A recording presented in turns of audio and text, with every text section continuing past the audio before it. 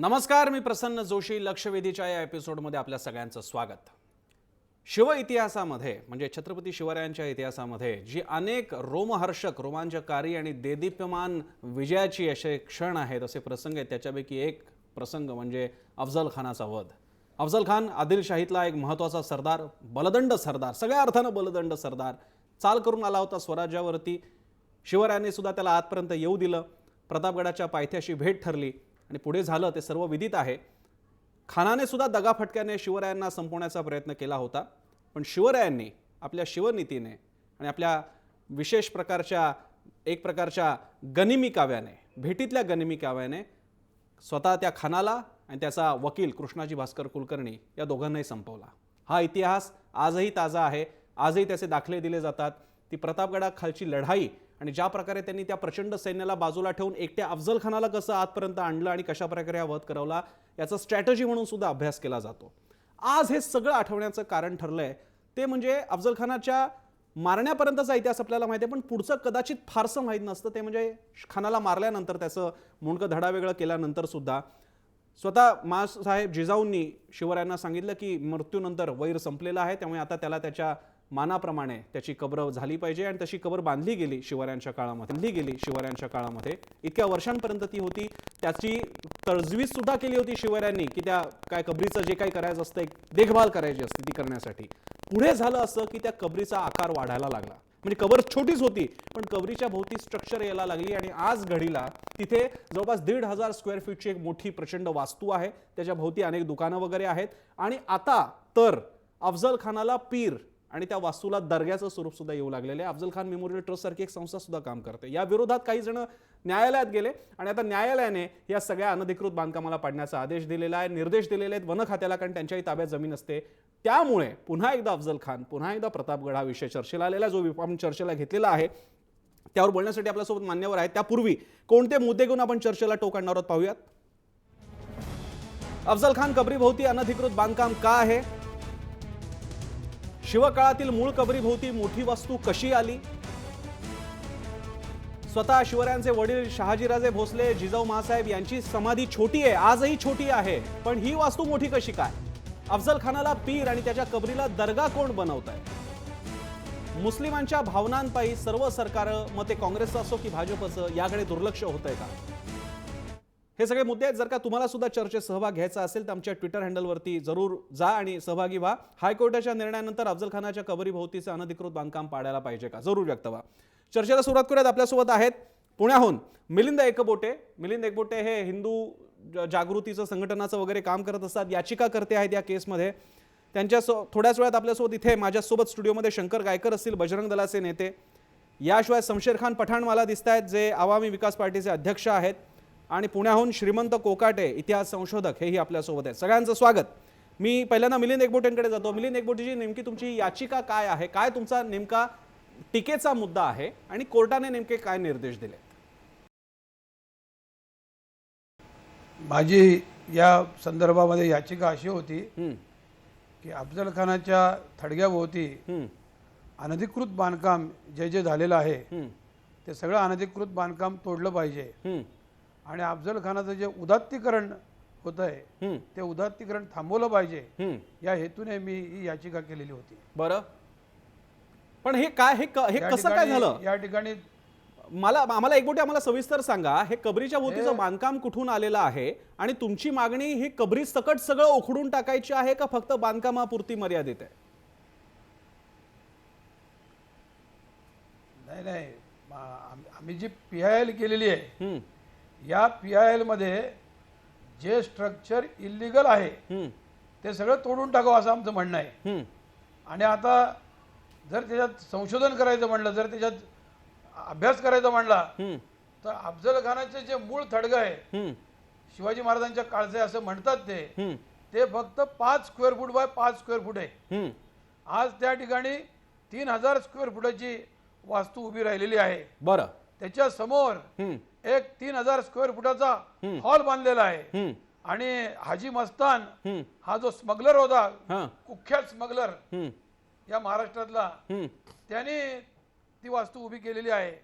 आणि त्याच्या पलीकडे फॉरेस्ट लँड मध्ये 19 खोल्या बांधलेल्या आहेत हम्म, आणि त्या 19 खोल्यांमधून अनेक लोक राहायचे आणि या ठिकाणी हे जे सगळं स्वरूप निर्माण केलं गेलं, या सगळ्या वास्तू निर्माण केल्या, याच्या आधारे अफजल खानाचं उदात्तीकरण होत होतं. बरं. आणि अफजल खानाचं उदात्तीकरण होणं हे योग्य नाही. तो शिवाजी महाराजांचा शत्रू होता, हिंदवी स्वराज्याचा शत्रू होता, हिंदुस्थानचा शत्रू होता. त्यामुळं या सगळ्या अनधिकृत वास्तू तोडल्या पाहिजेत अशी माझी याचिका होती. ठीक आहे, आपल्यासोबत श्रीमंत कोकाटे सुद्धा आहे. तुम्ही जे श्रीमंत म्हणालात कोकाटेजी की हे वाढलं कसं काय, बोला. हे वाढलं कसं काय, हे बोला झालं बोला कसं पूर्ण काय? करा, पूर्ण असं करा एक आपण गोटे. म्हणालात.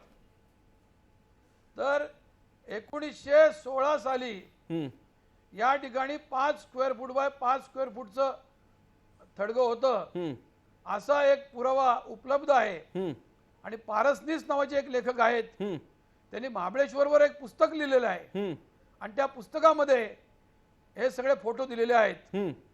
आणि त्याच्यानंतर पुढं काही काळाने त्या ठिकाणी ब्रिटिशांच्या चिथावणीमुळं काही अफजल भक्त निर्माण झाले आणि त्यांनी त्या ठिकाणी अफजल खानाच्या थडग्यामध्ये वाढ करायला सुरुवात केली. सरकारी यंत्रणा किती भ्रष्ट असते, बरं ठीक आहे. पोलीस यंत्रणा सुद्धा कशी चुकीची भूमिका घेते, बरं याचं एक ते उदाहरण आहे असं म्हटलं तरी चालेल. ठीक आहे, मी आता श्रीमंत कोकाटेंकडे जातो. श्रीमंत कोकाटेजी, हा झाला एक बाजू झाली. तुम्ही याकडे कसं बघता, या सगळ्या समाधी या कबरीच्या प्रकरणाकडे? मुळात अफजल खानाच्या कबरीचं जे उदात्तीकरण होत आहे ते निषेधार्हच आहे. ते उदात्तीकरण होऊ नये, कारण अफजल खान हा स्वराज्याचा, शिवाजीराजांचा शत्रू होता. तो क्रूर होता, निर्दय होता, पाताळी यंत्री होता. त्यानं शिवरायांप्रमाणेच एक शिर्याचा राजा कस्तुरीरंग, जो कर्नाटक शिर्या नावाचं राज्य होतं, तिथल्या राजाला सुद्धा असंच भेटीला बोलावून त्याला ठार मारलं होतं आणि शिवरायांना देखील तो ठार मारण्यासाठी आला होता. पण छत्रपती शिवाजीराजांनी मोठ्या युक्तीने त्याला ठार मारलं. पण ती जी लढाई आहे प्रसन्नजी, आपल्या भारतीय इतिहासाकडे आपण डोळ्यांनी इतिहास वाचतो, पण आपल्याकडे डोक्याने इतिहास वाचत नाहीत लोक. मध्ययुगीन काळातील जी लढाई होती ती राजकीय लढाई होती, political war, not religious war. ते धर्मयुद्ध कधीही नव्हतं. अफजल खानाच्या सोबत अनेक मराठा होते, म्हणजे त्याच्या अंगरक्षकामध्ये सुद्धा मराठा होते. आणि आपण जो उल्लेख केला कृष्णाजी भास्कर कुलकर्णी, हे कुलकर्णी तर अफजल खानाचे वकील होते, ज्याने महाराजांच्या कपाळावरती तलवारीचा वार केला. शिवरायांनी जसं अफजल खानाला मारलं तसंच कुलकर्णीला मारलं, त्याच पद्धतीनं रांजेगावचा बाबाजी गुजरला सुद्धा मारलं. आता बाबाजी गुजर हा मराठा आहे, कुलकर्णी ब्राह्मण आहे आणि खान हा मुसलमान आहे. यावरून स्पष्ट होतं की शिवकाळातील लढाई ही धार्मिक लढाई नव्हती, तर ती राजकीय लढाई होती. महाराजांची तलवार कोणत्याही धर्माविरुद्ध नव्हती. तर जो काही अन्याय आहे, अत्याचारी आहे, सज्जनांचं रक्षण, दुर्जनांचं नायनाट, यासाठी महाराजांची लढाई होती.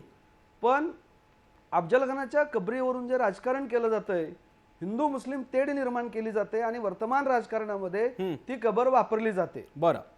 म्हणजे हिंदू मुस्लिम तेढ निर्माण करायची, पोलरायझेशन करायचं, ध्रुवीकरण करायचं आणि आजचं राजकारण त्यावरती खेळायचं, यासाठी त्याचं राजकारण केलं जातंय असं मला प्रामाणिकपणे वाटतं. दुसरी महत्वाची जी बाब आहे त्यामधली, बोला की शिवाजीराजांनी अफजल खानाला ठार मारल्यानंतर अफजल खानाची कबर बांधण्यासाठी जमीन दिली, मुजावर नेमला.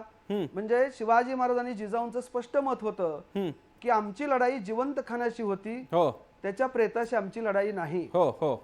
म्हणजे अफजल खानाची कबर हे शिवाजीराजांच्या शौर्याचं आणि औदार्याचं प्रतीक आहे. बरोबर आहे. त्यामुळं कबरच तोडणं हे मात्र इतिहासाला धरून आणि वर्तमानाला धरून, न्यायाला धरून होणार नाही. पण त्याचं अतिक्रमण काढलं पाहिजे. आपल्याकडे कसं अर्धच सांगतात, अर्धा इतिहास सांगतात. बरोबर आहे. आता अफजल खानाला ठार मारल्यानंतर शिवाजी महाराजांनी पुढे काय केलं, याचं कृष्णाजी अनंत सभासद हा शिवाजीराजांच्या दरबारामधला सदस्य आहे. He was a member of Shivaji Maharaj court. तर कृष्णाजी अनंत सभासदाने असं लिहिलंय की खासा राजा गडावरून खाली आला, भांडते लोक होते त्यांचं भांडण मिटवलं, जखमी लोकांना मदत केली आणि खानाच्या मुलाला पोटाशी धरलं आणि त्यांना पुढे चालविले. म्हणजे त्यांना अभय दिलं खानाच्या मुलाला, विजापूरला त्याने पोच केलं, असं शिवाजीराजांच्या दरबारातील कृष्णाजी आनंद सभासद लिहितो, की जे इतिहासाचं महत्वाचं साधन आहे. बरोबर आहे. म्हणजे त्या काळातील लढाई राजकीय लढाई नव्हती, धार्मिक लढाई होती. शिवाजीराजांचे एक अंगरक्षक सुद्धा सिद्धी इब्राहिम होते, मुस्लिम अंगरक्षक होते. आणि खानाकडे सुद्धा अनेक मराठा सरदार होते, शिवाजीराजांकडे अनेक मुस्लिम सरदार होते. बरोबर आहे. या अंगाने आपण इतिहासाकडे पाहिलं पाहिजे. इतिहास हा इतिहासात रमण्यासाठी नसतो, बरं तर इतिहासातून धडा घेऊन बरं वर्तमान काळावरती मात करून भविष्यकाळ जिंकण्यासाठी इतिहास असतो. बर कोकाटेजी, याच्यामध्ये एक इतिहासाचा फक्त एक फक्त अडचण अशी आहे की अफजल खान आणि शिवरायांचा लढा हा तुम्ही म्हणताय तसा तो फक्त राजकीय होता का? तर राजकीय होताच, कारण आदिलशहाने सरळ विडाच ठेवला होता कोण संपेल म्हणून, आणि तो हा गेला होता अफजल खान. पण तरी सुद्धा अफजल खानाने विजापुराच्या परिसरामध्ये, माझं या संदर्भात आजच्या काळातलं जेवढं वाचन आहे ते त्रोटक आहे, कारण मला आत्ताच वेळ मिळाला म्हणून मी वाचलंय. पण आणि तुम्ही मला करेक्ट करा मी चुकत असेल तर, अफजल खानाने स्वतःला अतिशय गर्वाने ज्या 2 पदव्या स्वतःला नेमून दिलेल्या आहेत, ज्याचे शिलालेख त्यांच्या स्वतःच्याच अफजलपूर नावाचं गाव जे त्या भागात आहेत त्याच्यातल्या शिलालेखांमध्ये स्वतःला ज्या 2 पदव्या दिलेल्या आहेत त्याच्यामध्ये तो अतिशय अभिमानाने स्वतःला काफिरांना मारणारा, मूर्त्यांना पायापासून फोडणारा, अशा प्रकारचा अर्थाचा जो काही फारसी शब्द असेल त्या पदव्या त्याने स्वतःला दिलेल्या आहेत. त्यामुळे अफजल खान राजकीय लढाई करायला आला होता हे तितकंसं खरं ठरत नाही, कारण त्याने स्वतःला मुळातच जाहीर केलेलं आहे की मी बुध शिकन परंपरेचा अभिमानी आहे, हे त्याने जाहीर केलेलं. एकबोटे काळजी नका करू, एकबोटे तुमच्यावरती कोणी चाल करून येत नाही, जरा थांबा. एकबोटे थांबा थांबा थांबा, काळजी आहे, आपण सगळे मुद्दे मांडतोय, एकबोटे काळजी नका करू तुम्ही, मी मांडतोय ते मुद्दे माझ्यासमोर आहेत. त्यामुळे कोकाटेजी त्याच्यातला मुद्दा असा आहे की ते तितकंसं खरं ठरत नाही. तुम्ही म्हणता ते बरोबर आहे, शिवराय राजकीय लढाई म्हणूनच लढायला गेले होते, म्हणून तर त्यांच्या अंगरक्षकांपैकी एक मुसलमान होता. पण असं असताना सुद्धा जेव्हा अफजल खान तिकडे चालून येत होता त्यावेळी तो त्याच्या स्वतःच्या त्या सगळ्या पदव्यांसह येत होता, ज्या पदव्यांमध्ये तो काफिरांचा मारेकरी ठरतो, स्वतःला अभिमानाने म्हणून घेतो आणि मूर्तीला पायापासून फोडणार असं त्याने स्वतःचा उल्लेख केलेला आहे. पण हा झाला वेगळा मुद्दा, मला त्याच्यात सुद्धा रस नाहीये. माझा स्पेसिफिक प्रश्न सर कोकाटेजी तुम्हाला असा होता, कोकाटे आधीच म्हणाले ना की मी अर्धाच इतिहास सांगतो म्हणून. कोकाटेजी माझा तुम्हाला स्पेसिफिक प्रश्न असा होता की ती कब्र जर का काय 5-6 फूट बाय 3 फूट वगैरेची आकाराची असेल, तिच्या भोवतीच्या स्ट्रक्चरचं काय करायचं? त्याला आता मेमोरियल ट्रस्ट स्थापन केला गेलेला आहे, तिथे काय पीर म्हणून बघितलं जातं आणि दर्गा म्हणून तिकडे आदर दिला जातो, हे बरोबर आहे का? बिलकुल बरोबर नाही, हे चुकीचं आहे. अफजल खानाचं उदात्तीकरण करणं हे निषेधार्ह आहे आणि चुकीचं आहे. अफजल खान हा काही मुसलमानांचा महापुरुष नाही, त्यामुळे मुस्लिमांनी सुद्धा अफजल खानाचं काही कौतुक करू नये, त्याचा अभिमान बाळगू नये. तो काय असा मुस्लिमांचा पण हिरो नव्हता आणि अफजल खान क्रूर होता, निर्दय होता, शत्रू होता. शिवाजीराजांनी त्याला ठार मारलं. पण जे आपल्याकडे इतिहासाची मांडणी जी करण्यात आलेली आहे की अफजल खानाने मूर्त्या तोडल्या, मंदिरं तोडली, म्हणजे तुळजापूरचं मंदिर तोडलं, पंढरपूरच्या पांडुरंगाचं मंदिर तोडलं. मंदिर तर या ठिकाणी आहे ना, तुळजापूरचं मंदिर आहे, मूर्ती आहे, पंढरपूरच्या पांडुरंगाचं मंदिर आहे, मूर्ती आहे. पण जातीय विद्वेष निर्माण करण्याच्या उद्देशानं इतिहासाची मांडणी करण्यात आलेली आहे. जे काय अतिक्रमण आहे, जे सरकारी अधिकारी, शासन आणि न्यायालय यांनी जे काय तिथे सर्वे केलेला आहे किंवा तपासणी केलेली आहे ते अतिक्रमण काढलं पाहिजे आणि अफजल खानाचं उदात्तीकरण करणं योग्य नाही. ठीक आहे, पण अफजल खानाची जी कबर आहे तिचं रक्षण झालं पाहिजे, कारण ते शिवरायांच्या शौर्याचं आणि औदार्याचं प्रतीक आहे की आपण शत्रूच्या प्रेताशी सुद्धा कसं सन्मानाने वागलं पाहिजे, हा धडा शिवाजीराजांनी दिलेला आहे. मी आता माझ्यासोबत इथे शमशेर खान पठाण आहे, त्यांच्याकडे मी जाणार आहे आणि दरम्यान मी ओळख करून देतो आपल्यासोबत आता इथे शंकर गायकर सुद्धा आले, बजरंग दलाचे नेते माझ्यासोबत स्टुडिओमध्ये आहेत, त्यांचं सुद्धा स्वागत. मी पहिल्यांदा जातोय शमशेर खान पठाण यांच्याकडे. शमशेर खान पठाणजी, तुम्हाला आतापर्यंत सगळा विषय लक्षात आला असेल, या विषयातला कदाचित एवढे फाटे फुटले नसते, ये सब्जेक्ट है उसको बहुत तूल देने की जरूरत नहीं थी तब तक जब तक ये जो अफजल खान की कब्र है उसे तब्दील किया गया एक पीर की कब्र में और उसे दरगाह बनाया गया. आज भी वहां पे अफजल खान मेमोरियल ट्रस्ट है, वो ट्रस्ट क्यों है मुझे पता नहीं चल रहा. अगर जिस आदमी का इतिहास किसी भी तरह से दखल लेता ही नहीं है, जो आदमी जो बंदा महाराष्ट्र में अगर देखा जाए तो सिर्फ शत्रु के भाव से ही देखा जाता है, दुश्मन की भाव से ही देखा जा रहा है, उसके लिए मेमोरियल ट्रस्ट बन रहा है और उसे दरगाह बनाया जा रहा है, उसे पीर बनाया जा रहा है, तो क्यों मुसलमानों की भावनाएं जुड़ी हैं एक ऐसे व्यक्ति से?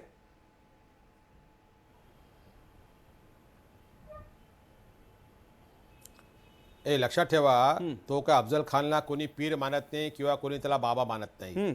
हे काय टाळकी फ्रूट त्या ठिकाणी असेल, ते काहीतरी तिथं हे उपद्रव करत असेल. दुसरी गोष्ट म्हणजे शिवाजी महाराजांचा आणि अफजल खानचा हे जे युद्ध होता हा 100% राजकीय युद्ध होता आणि राजकीय युद्ध आणि त्याच्यामध्ये त्याचा वध झाला अफजल खानचा.